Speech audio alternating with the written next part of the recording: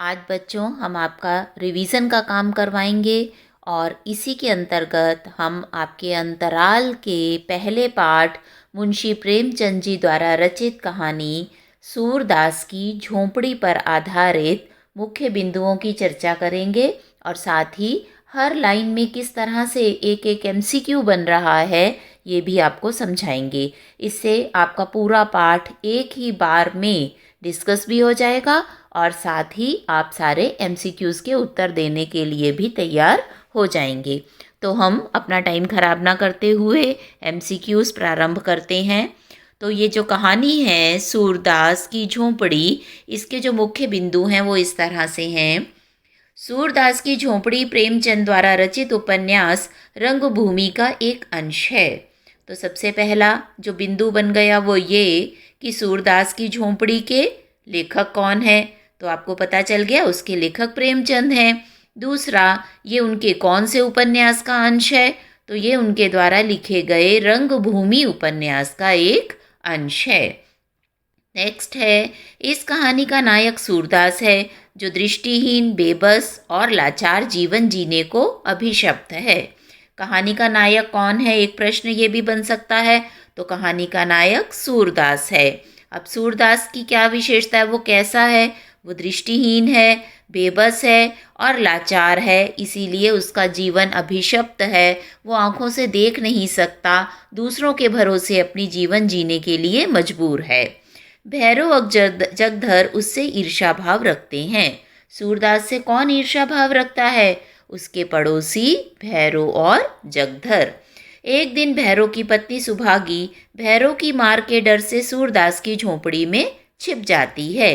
अब एक दिन क्या होता है, भैरव अपनी पत्नी सुभागी को मारता है और सुभागी जो है वो मार के डर से सूरदास की झोंपड़ी में छिप जाती है। तो पहला प्रश्न ये है, सुभागी कौन थी? सुभागी भैरव की पत्नी थी। दूसरा, इस तरह से घुमा के भी पूछा जाता है, भैरव की पत्नी का क्या नाम था? तो भैरव की पत्नी का नाम सुभागी था। फिर प्रश्न बनता है, सुभागी सूरदास की झोंपड़ी में क्यों छिप गई थी? तो सुभागी भैरव की मार से डरकर सूरदास की झोंपड़ी में छिप गई थी। इससे भैरव और जगधर सूरदास के चरित्र पर प्रश्न उठाते हैं। सूरदास के चरित्र पर कौन प्रश्न उठाता है? भैरव और जगधर। भैरव और जगधर सूरदास के चरित्र पर क्यों प्रश्न उठाते हैं? क्योंकि सुभागी उसकी झोंपड़ी में छिप गई थी। भैरव इसे अपना अपमान समझता है और एक रात 2 बजे सूरदास की झोंपड़ी में आग लगा देता है। सूरदास की झोंपड़ी में आग किसने लगाई? भैरव ने लगाई। किस समय लगाई? रात 2 बजे लगाई। क्यों लगाई? क्योंकि वह सूरदास से ईर्ष्या रखता था, सूरदास से वह जलता था, इसीलिए उसने उसकी झोंपड़ी में रात को 2 बजे आग लगा दी। तो जगधर सूरदास से व्यंग में पूछता है कि क्या आज चूल्हा ठंडा नहीं किया था। जगधर जानता है कि भैरव ने सूरदास की झोंपड़ी में आग लगाई है, इसलिए वो व्यंग से सूरदास में पूछता है, क्या हुआ, आज चूल्हा ठंडा नहीं किया था? आज तुमने खाना बनाने के बाद चूल्हे की आग नहीं बुझाई थी? नायक राम जवाब देता है कि यदि चूल्हा ठंडा किया होता तो दुश्मनों का कलेजा कैसे ठंडा होता। अब ये प्रश्न आ जाता है कि यदि चूल्हा ठंडा किया होता तो दुश्मनों का कलेजा कैसे ठंडा होता, यह किसने कहा? तो बच्चों आप जानते होंगे वहाँ कि यह कथन नायक राम का है, नायक राम ने ये कहा था। अगला है, थोड़ी देर में आग बुझ जाती है। सूरदास को झोंपड़े के जल जाने का उतना दुख नहीं था जितना अपनी उस पोटली का था जिसमें उसकी उम्र भर की कमाई थी। अब सूरदास को किस बात का दुख था? सूरदास को पोटली के जल जाने का दुख था। पोटली में क्या था? पोटली में उसकी उम्र भर की कमाई थी। सूरदास उन 500 रुपयों से कई काम करना चाहता था, पितरों का पिंडदान, मिठुआ की शादी आदि। सूरदास की झोंपड़ी में कितने पैसे थे? 500 रुपये थे उसकी पोटली में। उस 500 रुपये से वह क्या करना चाहता था? उन 500 रुपयों से वह अपने पितरों का पिंडदान करना चाहता था, मिठुआ की शादी करना चाहता था और गांव में एक कुआं बनवाना चाहता था। जगधर अपने को इस घटना से परे बताता है। भैरव जगधर को बताता है कि उसी ने आग लगाई है। तो जगधर को कौन बताता है उसने आग लगाई है?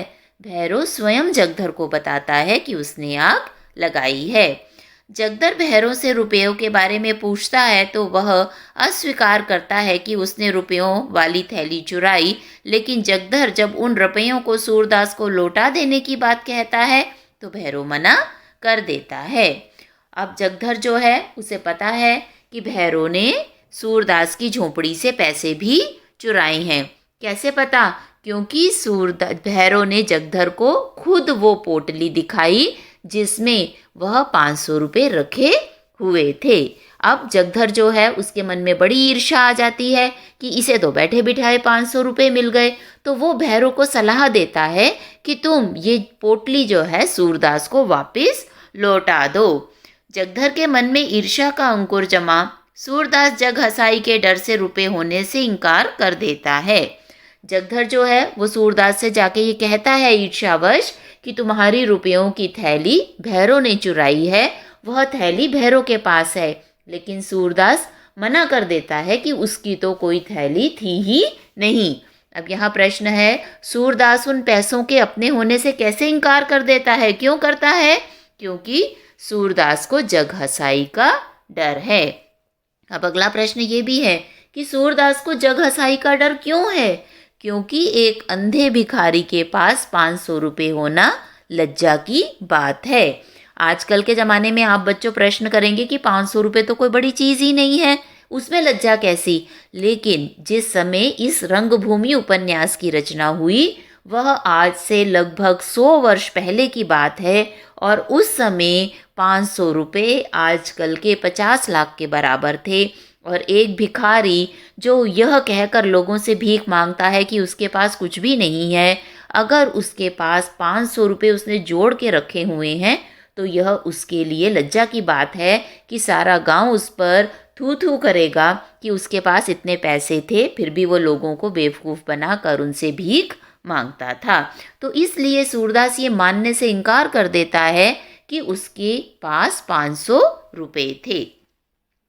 मिठुआ घीसू के घर से रोता चला आ रहा है, शायद घीसू ने मारा था। अब मिठुआ कौन है? मिठुआ सूरदास का बेटा है। मिठुआ क्यों रोता हुआ चला आ रहा था? क्योंकि घीसू ने उसे मारा था। घीसू कौन है? घीसू मिठुआ का मित्र है। घीसू चिढ़ाते हुए उससे कहता है, सच्चे खिलाड़ी कभी नहीं रोते, खेल में रोना कैसा? घीसू उसे चिढ़ाते हुए क्या कहता है? किसे चिढ़ाते हुए? मिठुआ को। कहता है, सच्चे खिलाड़ी खेल में कभी नहीं रोते, हार जीत तो लगी रहती है, हार जाने पर भी वह पुनः उत्साह से खेलने के लिए खड़े हो जाते हैं, दोबारा जीतने के लिए तैयार हो जाते हैं, लेकिन रोते नहीं हैं।